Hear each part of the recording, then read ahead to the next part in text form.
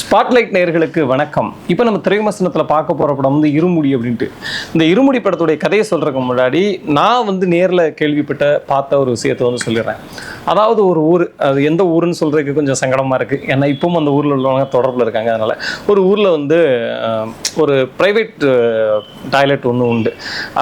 நாங்கள் வந்து அப்போது நாங்கள் குடியிருந்த வீட்டில் வந்து டாய்லெட் வசதி கிடையாது. அதனால் அங்கே தான் போய் டெய்லி காசு கொடுத்து அங்கே போகக்கூடிய ஒரு சூழல். அந்த ப்ரைவேட் டாய்லெட்டில் வந்து ஒரு வயதானவர் ஒருத்தர் இருப்பார். அவருக்கு ஒரு 60 வயசு அந்த மாதிரி இருக்கும். அவர் வந்து நாங்கள் எல்லாருமே காலையில் 9 மணிக்கு பிறகு அந்த டாய்லெட் வந்து ஃப்ரீயாக தான் இருக்கும். அப்புறம் அதுக்கப்புறம் லேடிஸ் வருவாங்க, வீட்டில் இருக்கவங்க டாய்லெட் வசதி இல்லாத லேடிஸ் வருவாங்க. அப்புறம் சில டைமில் குழந்தைங்களாம் வருவாங்க. இந்த டாய்லெட் வந்து ரொம்ப பிரபலமான டாய்லெட், இயங்கிக்கிட்டே இருந்துச்சு. ஒரு கட்டத்தில் வந்து அந்த தாத்தா மேலே அங்கே வர்ற சிறுமிகளுக்கு ஒரு பாலியல் தொந்தரவு கொடுக்குறதா ஒரு பெரிய செய்தி இருந்துச்சு. எங்களுக்கு பகிர்ந்து இருந்துச்சு. ஏன்னா அவர் பார்க்கும்போது அவ்வளோ அன்பாக பேசுவார். அவருடைய அந்த வார்த்தைகள், அவருடைய அந்த அந்த காமெடிலாம் பயங்கரமாக இருக்கும். ஆனால் அவர் இப்படி இறங்கிட்டாரா அப்படிங்கும்போது தான் மனிதருக்குள் நிச்சயமாக ஒரு மிருகம் இருக்குது. அந்த மிருகத்தை நம்ம வந்து ரொம்ப கவனமாக ஹேண்டில் பண்ணணும் அப்படிங்கிறது அந்த இடத்துல வந்து எனக்கு ஒரு பெரிய பாடமாக இருந்துச்சு. இந்த படத்துடைய கதைக்குள்ளே போகலாம்.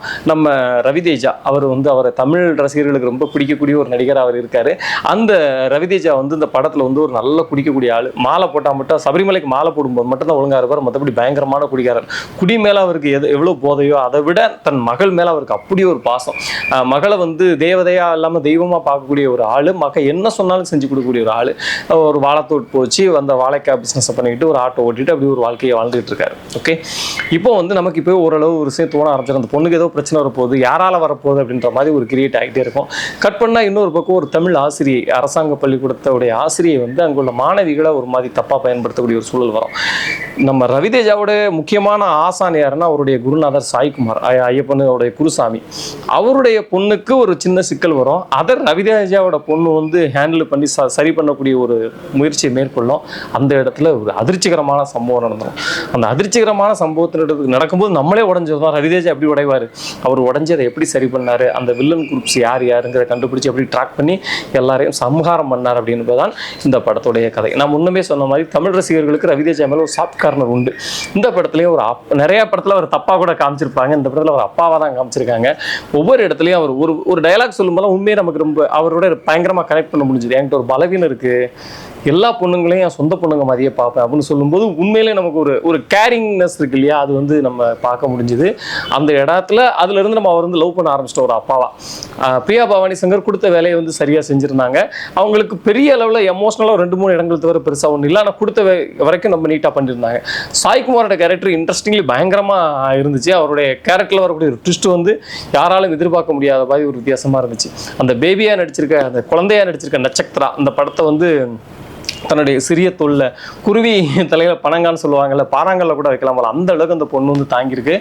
அருமையான நடிப்பு. நிறைய இடத்துல நம்மளுடைய கண்கலங்க வைக்குதுன்னா அந்த பெண்ணுடைய காட்சிகளை நம்ம வந்து சொல்ல முடியும்.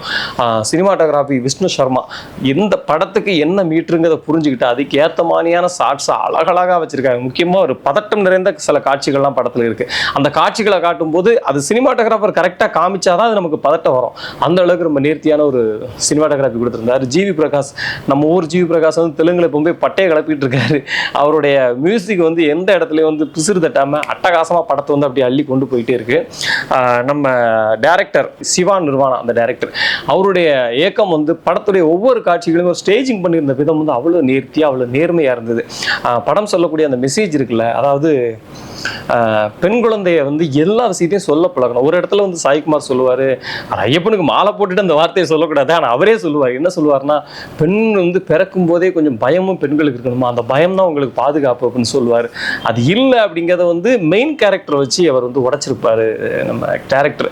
அந்த ரைட்டிங் ப்ராசஸும் அந்த ஸ்டேஜிங் ப்ராசஸும் அந்த மேக்கிங் ப்ராசஸ் எல்லாமே ரொம்ப சூப்பராக கலவையாக ஒர்க் அவுட் ஆகிருக்கு. படம் வந்து அங்கே நல்லா போயிட்டு இருக்குனாங்க. இங்கே நம்மகிட்ட சின்ன குறைபாடாக என்னென்னா கொஞ்சம் ஓவர் எமோஷனல் அங்கங்கே தெரிஞ்சுது. அப்புறம் ஒரு சில இடத்துல கொஞ்சம் நம்ம வெளியில் வந்துட்டு படத்துக்குள்ளே போகிற மாதிரியான சின்ன பிசிறு தட்டிச்சுது. மற்றபடி நிச்சயமாக பார்க்க வேண்டிய ஒரு படமாக தான் இருக்குது. பெண் பிள்ளைகள் வந்து எப்படி இருக்கணும் அப்படிங்கிறத ரொம்ப வலிமையாக சொல்லக்கூடிய ஒரு படமாக இருக்குது. தியேட்டரில் போய் பாருங்கள். நன்றி, வணக்கம். இந்த வீடியோ உங்களுக்கு பிடிச்சிருந்தா லைக் பண்ணுங்கள், கமெண்ட் பண்ணுங்கள், ஷேர் பண்ணுங்கள், சப்ஸ்கிரைப் பண்ணுங்கள்.